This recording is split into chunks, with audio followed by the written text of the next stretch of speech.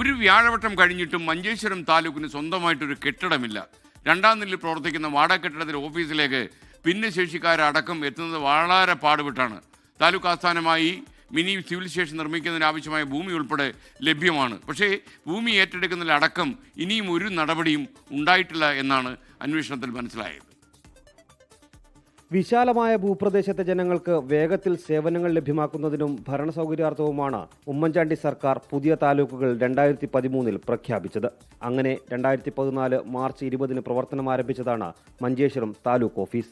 എത്രയും വേഗം സ്വന്തം കെട്ടിടമുയരുമെന്ന പ്രഖ്യാപനം ആദ്യമുണ്ടായെങ്കിലും തുടക്കത്തിലെ ആവേശം പിന്നീട് കണ്ടില്ല.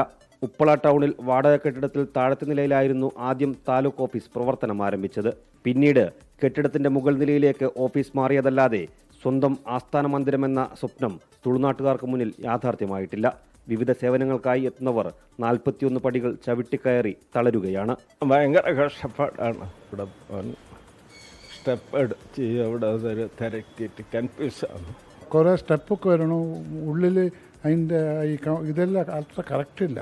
എങ്ങോട്ട് പോകണം, എങ്ങനെ ഓഫീസെന്ന് പറയുമ്പോൾ ഇത് വേണമല്ലേ, അങ്ങനെ എന്തില്ല വ്യവസ്ഥകളല്ല. ഭയങ്കര ഒരു ഇക്കട്ടിൻ്റെ ഒരു സ്ഥലത്തിലുണ്ടത്. നമുക്ക് സൗകര്യമില്ല.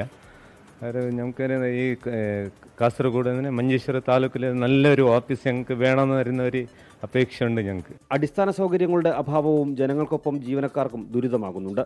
എല്ലാത്തിനും പരിഹാരം സ്വന്തമായി ഒരു മിനി സിവിൽ സ്റ്റേഷൻ എന്ന് പറയുമ്പോഴും എവിടെ നിർമ്മിക്കുമെന്നതിൽ ഇനിയും വ്യക്തതയില്ല.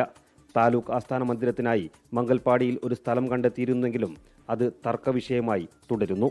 ഹൊസങ്കടിക്കും ഉപ്പളയ്ക്കുമിടയിൽ വാമഞ്ചൂരിൽ അനുയോജ്യമായ സർക്കാർ ഭൂമി ഉണ്ടെന്നിരിക്കെ അത് ഏറ്റെടുക്കുന്നതിനും നടപടിയായിട്ടില്ല.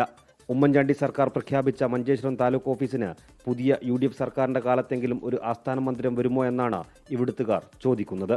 മഞ്ചേശ്വരത്ത് ദേശീയപാതയോട് ചേർന്ന് സർക്കാർ ഉടമസ്ഥതയിൽ വരുന്ന വഴിയോര വിശ്രമ കേന്ദ്രത്തിന്റെ നിർമ്മാണം നടക്കുന്ന സ്ഥലമാണിത്. ഇതിന് സമീപത്തായി 4 ഏക്കർ ഭൂമി ലഭ്യമാണെന്നിരിക്കെയാണ് താലൂക്ക് ഓഫീസിന് സ്വന്തം കെട്ടിടമെന്ന ആവശ്യത്തിന് മുന്നിൽ അധികൃതർ മുഖം തിരിക്കുന്നത്. പുതിയ സർക്കാരിന്റെ ക്രിയാത്മക ഇടപെടലാണ് തുളുനാട്ടിലെ ജനത ആവശ്യപ്പെടുന്നത്. ക്യാമറമാൻ വിനോദ് മേലിനൊപ്പം പ്രദീപ് നാരായണൻ, 24.